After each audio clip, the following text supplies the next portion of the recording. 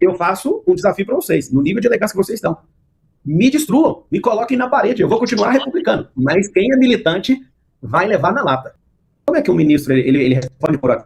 Porque a decisão judicial ela é algo secreta, você fica sabendo como?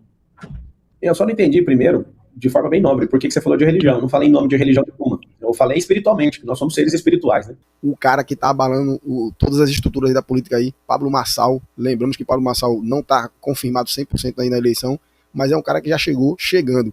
Vamos ver o que é que o Marçal vai causar nesse final, né? Pelo menos nesse pré-final aí de corrida até as eleições aí. Eu já ouvi aqui algumas notícias aí que já começaram a barrar algumas campanhas dele. Ele já estava com algumas coisas já programadas e parece que o TSE já botou o pé na frente, né? Até que saia o resultado dessa liminar que ele conseguiu aí. E aqui, vamos ver aqui uma entrevista que ele deu no Antagonista, né? Todos os créditos ao Antagonista. E ele, rapaz, meteu o pé na porta aqui. Não fez ameaças, mas já deixou claro que se vier com militância, com perguntas capciosas pro lado dele, vai levar na orelha, palavras de Pablo Marçal, vai levar chute na canela. Inclusive o repórter até dá uma perguntada que tipo de chute na canela seria. E ele disse que deixou bem claro, literalmente chute na canela. Então vamos ver aqui o que foi que ele fez aqui, o Pablo Marçal. Então vamos lá. Pablo Marçal manda recado e nos próximos dias dos debates promete abalar a política nacional.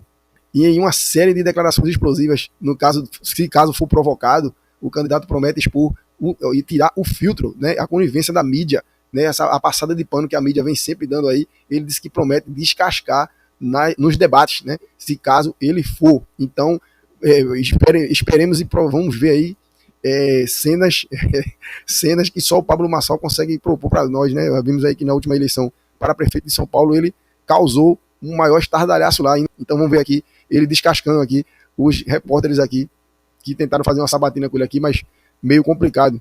O rapaz até gaguejou aqui. Vamos embora pro vídeo. Agora, o candidato, falando um pouco, já que o senhor tocou na parte religiosa, eu costumo falar o seguinte, que o próximo presidente da República ele vai ser obrigado a fazer uma espécie de refundação da República. Ele vai ter que recompactuar os poderes. Ele vai ter que ajudar a restabelecer o sistema de freios e contrapesos. Ou seja, ele vai ter que trabalhar para que o Executivo volte a executar, que o Legislativo volte a legislar e fiscalizar, e que o Supremo se mantenha na sua caixinha, sendo apenas o responsável por algumas decisões. Ou seja, em que nenhum poder interfira no poder do outro. Como é que o senhor acredita que, como presidente, o senhor pode contribuir para essa repactuação desse sistema de freios e contrapesos? Eu só não entendi, primeiro, de forma bem nobre, por que você falou de religião. Eu não falei em nome de religião nenhuma. Eu falei espiritualmente, nós somos seres espirituais, né?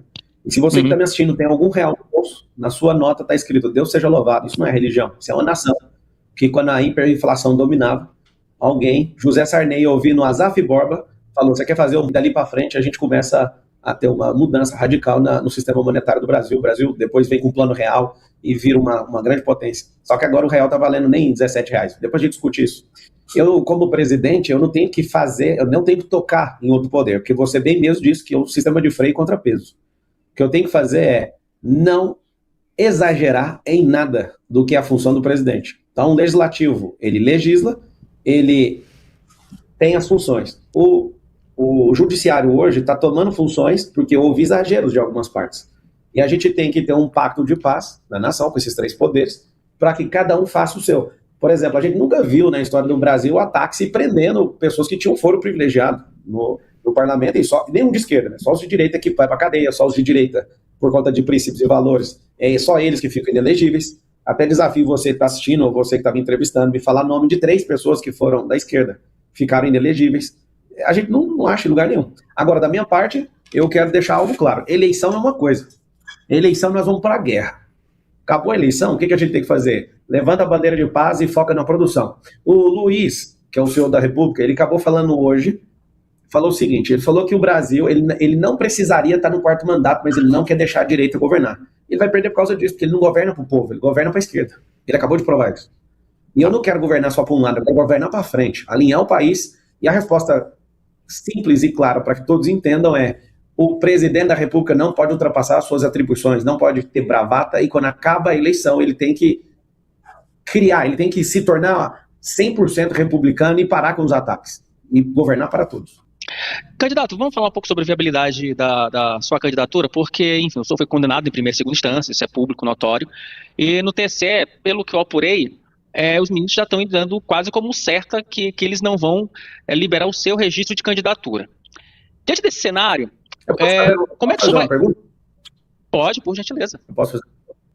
Como é que o ministro ele responde por a decisão judicial ela é algo secreto? Você fica sabendo como? Eu não posso revelar no ar, mas assim. Mas voltando para a questão específica. Você pode confirmar que você tem pelo menos o acesso ao ministro que vai dar o voto? Candidato, eu quero voltar para a questão específica, porque aí que eu vou entrar na questão que eu acho que é mais importante. Não, deixa eu voltar para a questão, candidato, porque o que acontece? O que realmente eu quero entender só uma questão específica, eu acho que ela é importante.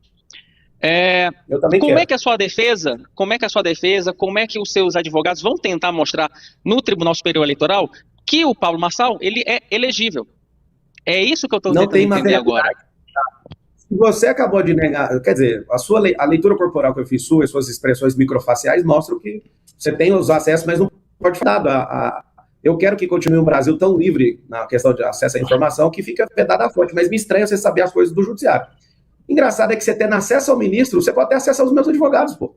Você pode ir lá e ver que a construção... Você entende de direito? Você chegou a formar em direito? Eu entendo um pouquinho, eu entendo o suficiente para não falar bobagem no ar. Então tá. Então, já que você entende isso, tendo acesso aos ministros que dão os votos, você pode chegar nos meus advogados, inclusive te dou liberdade para isso. Agora, segundo, vai responder a sua pergunta. Uma coisa que você tem que entender é que não há materialidade. Eu não coloquei dinheiro meu, não tem dinheiro público. O que houve uma promessa, não houve materialidade. Então está tendo uma pressão política absurda no tribunal.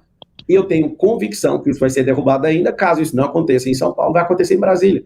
Não há materialidade. Então, o que eu quero te pedir agora? O acesso ao WhatsApp, provavelmente, você deve ter dos ministros, né, dos desembargadores.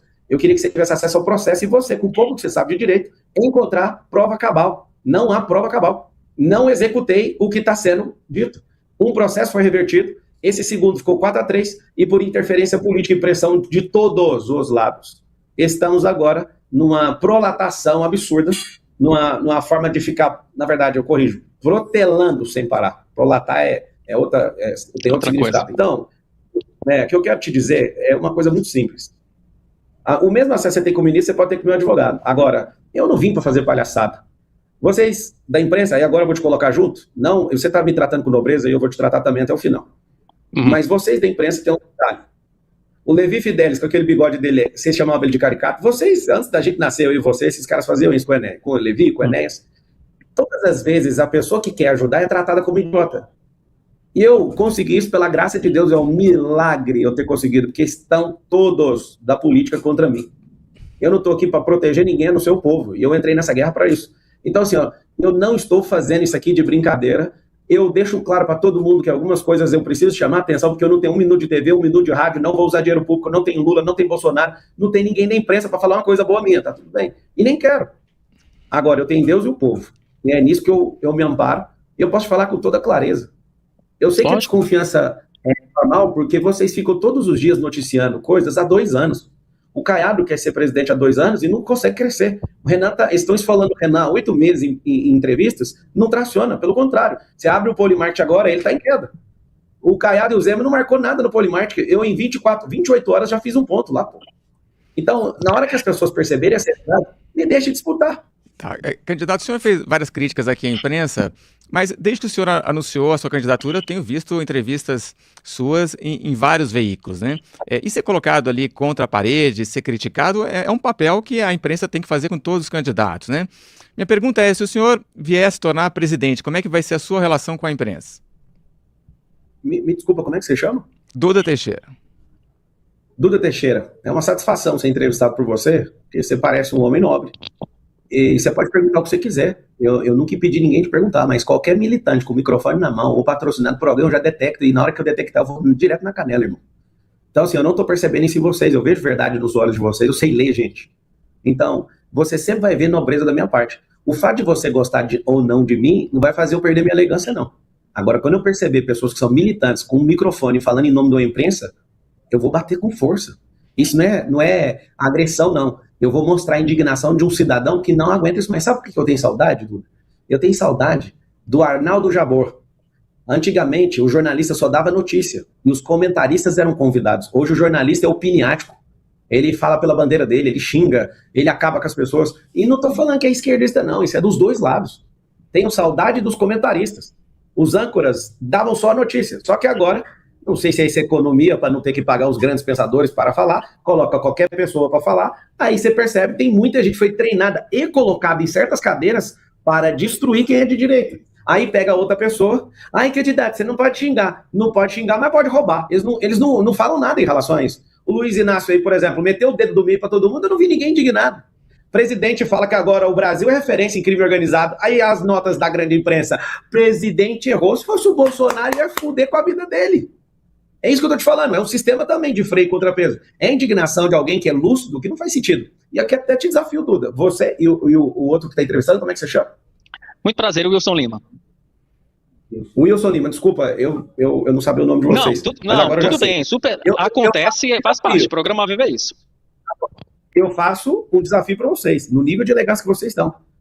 Me destruam, me coloquem na parede, eu vou continuar republicano. Mas quem é militante vai levar na lata. Eu quero que fique registrado isso. Não tem um problema, Duda, pode chegar o chinelo, estou à disposição. Eu tenho que estar aqui para responder pergunta e tenho que ter paciência. Mas, Marçal, ir na canela de alguém ou levar na lata, o que significa isso? Literalmente mesmo que eu falei. A pessoa, quando demonstrar, eu vou mostrar para o mundo inteiro que ela é patrocinada por alguém. Você não precisa gostar de mim, eu nem quero que você goste. Você não precisa votar em mim, também nem quero que vote. Tem 120 milhões de pessoas que podem votar onde ela quiser. Agora, o que eu não vou deixar passar em branco não é desrespeitando a imprensa, não. É a extrema imprensa, que seja de esquerda ou de direita. Porque tem gente de loucura para todo lado. Eu não tô nem aí para um lado nem para o outro. Meu negócio é para frente, eu quero é produzir. Então, se eu ver que a pessoa está querendo entrar no nível para querer fazer graça em nome de ideologia, eu vou entrar no nível dela. É isso que eu quero dizer. Pode me pressionar, eu fico 10 horas com vocês aqui sem perder elegância, eu sou alguém nobre. Agora, eu sei ir pro barraco também com quem é barraqueiro. Candidato, deixa eu sair um pouco dessas questões provincianas, porque assim, o bacana desse debate público é a gente pensar o Brasil. Eu vou fazer uma pergunta mais pitoresca e vou fazer uma segunda pergunta, de fato, pensando propostas. Primeira pergunta, um bate-bola rápido. O senhor participar de um debate hoje com o presidente Lula, o senhor faria a mesma coisa que o senhor fez com o Guilherme Boulos, de mostrar uma carteira de trabalho para o Lula, não? Acho que a carteira de trabalho não vai dar nenhum resultado, mas eu vou respeitar as regras do debate. Eu acho que o Lula não vai, eu vou lá no debate domingo, eu vou me direcionar a ele. Eu não estou nessa eleição para ser inimigo de nenhum outro candidato. Minha busca não é essa. Eu vou trabalhar com números. O Lula, ele é o filósofo das palavras vazias, o caloteiro da esperança. Então, ele sendo filósofo de palavras vazias e caloteiro da esperança, eu tenho algumas perguntas. Mas eu vou seguir porque eu fui em 11 debates. Vocês estão me ouvindo bem? Parece que está travando a tela ou está normal? Estou te ouvindo, perfeito. É porque está travando aqui para mim. Mas está ouvindo tudo certo. Obrigado. O que acontece? Cada debate eles foram criando regras novas. E os debates, eu percebi que a maior energia que foi produzida foi contra militantes com microfones na mão do que em debates. Então eu me a ter um comportamento, né, civilizado ali. Mas eu quero fazer um desafio para a imprensa, tá? Pega meu primeiro debate da Band. No meu primeiro debate da Band, você vai ver que eu cheguei de um jeito e eles começaram a me atacar. Então eu vou deixar bem claro algo. Se forem republicanos comigo e nobres comigo, eu serei. Se vier com palhaçada, eu vou tacar o nariz de palhaço em quem começar com isso. Então, é só saber. Se alguém souber manusear a granada, é só não puxar o pino. Que fique claro para todo mundo. Eu sou uma granada. Se você quiser puxar o pino da granada, é melhor você não deixar ela cair.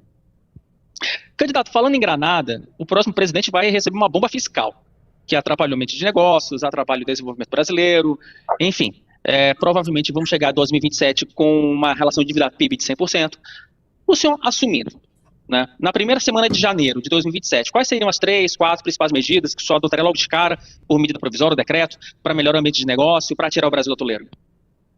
A primeira coisa é não espantar as grandes fortunas do Brasil, como esse governo espantou, e é de propósito, eles fazem isso, para que o povo dependa 100% do Estado. Eu nunca vi tanta fuga de capital na história. Para você que está assistindo, não é uma briga de rico e pobre, esse povo criou essa briga, para enquanto a gente está brigando uns com os outros, eles estão roubando os dois lados.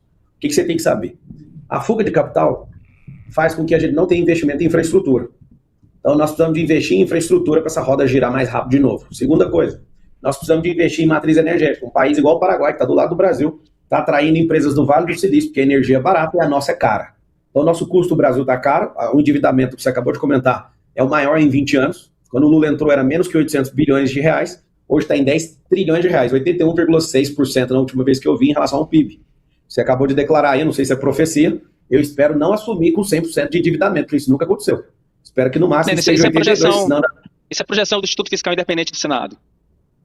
Que você, Lula, seja amaldiçoado pelo prejuízo que você nos deu e quebrou nosso país. Se chegar em 100%, a história não vai colocar você como herói, não. Nós vamos colocar você igual na época da ditadura. Você entrou para quebrar, você é um gafanhoto, se isso é real. O governo Bolsonaro foi, no governo dele, você pega a última década antes dele, ele foi o primeiro a terminar com superávit fiscal. O que o Bolsonaro fez? Reduziu o imposto. Olha que coisa. O governo que nada faz e só aumenta os gastos, tem que fazer o quê para cobrir os próprios gastos? Aumentar imposto. Só que grandes empresas do Brasil estão saindo do Brasil e indo para onde? Estão indo para outros países. Eles estão querendo libertar, né, as pessoas, e aí, por exemplo, pessoas de 21 anos, eu acabei de pôr no meu Instagram, pode olhar, Pablo Marcar um funcionário, 21 anos de Casa Bahia, foi demitido ontem, 2.000 funcionários. O que significa isso? Estou abrindo aqui para vocês verem, olha isso aqui que legal. Volkswagen vive a maior crise da história e vai fechar 4 fábricas até 100 mil demitidos. Olha isso aqui que interessante. Electrolux fecha a 3ª fábrica e demissões sobe para 2.700. Domino's Pizza, a maior pizzaria do mundo, não funciona no Brasil. A fecha 29 lojas, aumenta preço e enfrenta a maior crise da sua história. Banco Brasileiro de Descontos fecha 346 agências e elimina mais de 3 mil empregos em apenas 12 meses. Cadê o presidente da República? Vai ouvindo. Gerdau, Aço Norte em Pernambuco, parou as operações, fecharam. Lupo, em 2025, saiu do país e levou a produção para o Paraguai. Casas Bahia, estou até arrepiado, fecha 298 lojas, demite 1,9 mil, ou seja, quase 2 mil funcionários. Lojas Quero Quero, gigante do varejo, aqui, prejuízo 61 milhões e fecha 14 lojas. Fábrica da Land Rover, fecha depois de 10 anos no país e demite centenas de trabalhadores. A Pia, com dívida de 200 milhões, tradicional marca gaúcha de laticínio, Pia suspende as atividades. Michelin, depois de 70 anos, demite centenas de trabalhadores em São Paulo. BMG Foods, entra com pedido de recuperação judicial e acumular 3,5 bilhões em dívidas. Toyota encerra a fábrica em... Cara, vontade de chorar, cara. Deixa eu terminar. Indaiatuba demite 1.500 trabalhadores depois de 28 anos de operação. BMW anuncia corte de cerca de 8 mil funcionários até 2027. Três Irmãos, fim de uma era. Ó, Móveis Três Irmãos tem falência decretada após mais de 5 décadas de atuação. Depois de 70 anos, a multinacional de 12 mil funcionários fecha a fábrica no Brasil. Ó, Sangombay, eu acho. Olha aqui, tem mais. Eu vi que você está pedindo aí para parar, mas eu posso continuar passando aqui, ó. Olha isso aqui. Esse aqui. E aí tem alguém, essa mulher aqui da imprensa, fala que não tem preço alto, não. É uma sensação de ser mandado embora. O que é uma sensação de ser mandado embora? Você trabalha 21 anos na Casa Bahia e você não foi mandado embora, Miriam Leitão. Você tomou um pé na bunda, mas a sensação de pé na bunda só vai te alcançar depois que tiver nada lá na sua casa. Não é uma demissão, uma sensação de demissão. Não é preço caro. Vocês não estão entendendo. Nós, o povo brasileiro, eu estou arrepiado te falando isso. Se a gente não tirar o PT, nós iremos, enfim, em definitivo, com dados, nós viveremos o que a Venezuela está vivendo. Nunca tivemos uma geração que nasceu no socialismo igual agora no Brasil. Pessoas que nasceram de 20 anos para cá, depois que esse governo entrou, estão com alma deformada, espírito deformado, estão amando o antibelo e destruindo essa nação. Eu não falo religiosamente porque eu não sou religioso, mas eu sei ler.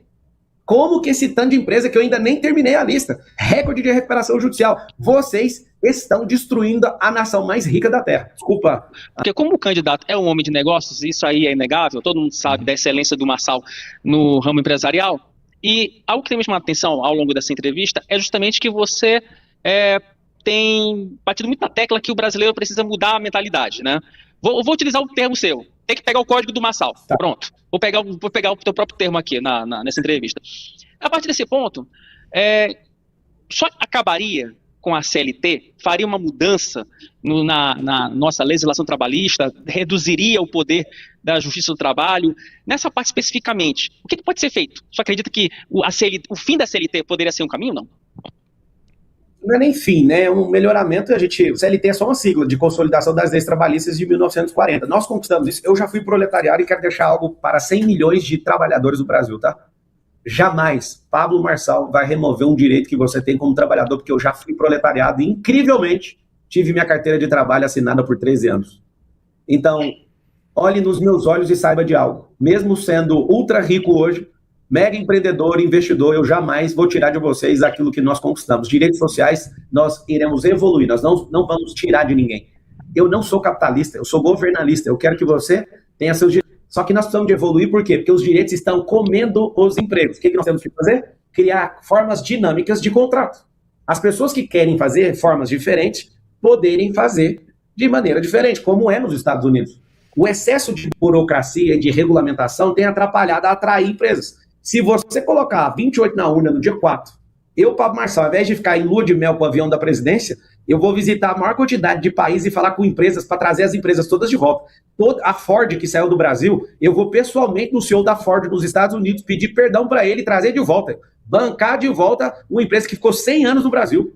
Só que eles não suportam a carga tributária do Brasil e não suportam a legislação trabalhista brasileira. Então você fala, eu tenho o direito, você tem o direito de ficar desempregado. Então não haverá redução, haverá flexibilização, dinamização. Não precisa ficar assustado com isso, senão eu não consigo atrair investidores para cá. Senão eu não consigo trazer de verdade pessoas que vão olhar para o Brasil com bons olhos. As pessoas não acreditam na segurança jurídica. Todos os investidores que eu conheço nos Estados Unidos falam, o Brasil é um caos. O Brasil não tem estabilidade jurídica. E eles estão certos. Nós vamos recuperar esse respeito no Brasil. Então, por favor, aprenda. Deixa quem entende, deixa quem tem acesso internacional fazer isso. Não a briga de eles contra nós. Estamos perdendo os empregos. Nós vamos criar o Vale do Nióbio. Você sabe o que é o Vale do Nióbio? As terras raras vão sair do Brasil já terminadas na sua fabricação. Nós vamos atrair países para cá e megacorporações para cá para fabricar aqui. Criar uma planta de terras raras das 17 que a gente tem. E ao invés da gente vender a preço de areia de construção, nós vamos vender o produto acabado. Isso vai fazer o Brasil se tornar uma mega nação economicamente falando. É isso que vai nos tirar da pobreza. É isso que vai nos tirar dessa escassez miserável. Eu tive no Catar em 2022, e eu fiquei assustado que o catarino que nasce no Catar, ele recebe royalty de petróleo, cara. Os caras, naquela época, em 2022, salvo engano, os caras, cada catarino ganha $18 mil por mês. Eu não vi um catarino andando no Uber, só vi gente da Índia, de outros lugares, do Paquistão dirigindo Uber, e eu fiquei encantado, porque a riqueza realmente é do povo. Hoje, riqueza nenhuma é sua. Nosso petróleo, nós somos autossuficientes em petróleo, mas tem acordo mal feito que a gente paga para refinar parte do nosso petróleo em dólar, que faz a gente gastar dinheiro público para segurar o preço do petróleo. Como se a gente é autossuficiente? Por que um país igual o Catar, as pessoas participam do resultado? Espere uma coisa, o brasileiro vai participar do resultado da riqueza que ele está pisando, porque essa riqueza é sua. Obrigado, gente. Que vocês continuem prosperando. E aos vocês que acham que eu estou metendo louco, é melhor meter o louco do que o louco meter em vocês, viu? Lembra disso, uma boa tarde. Deus abençoe vocês. E aí, rapaziada, o que é que vocês acham aí? Paulo Marçal. Paulo Marçal sendo Pablo Marçal, né? Quando tem entrevista com um jornalista que tenta passar pano ou tirar ele por menos, né? A gente sabe que Marçal é um cara inteligente, ele não tá aí como um bobo da corte, é um cara super inteligente, então não adianta vir com essas perguntas capciosas aí, ou tentando insinuar que ele tá meio hilário aí, tá meio com... tá vindo pra brincadeira. Ele deixou bem claro ali, deu aquela voadora sem a perna no jornalista aí. O que é que vocês acharam dessa entrevista aí, galera? Conta pra nós aí nos comentários aí e vamos vir com mais vídeos já, hein? Beleza? Até o próximo vídeo. Fui!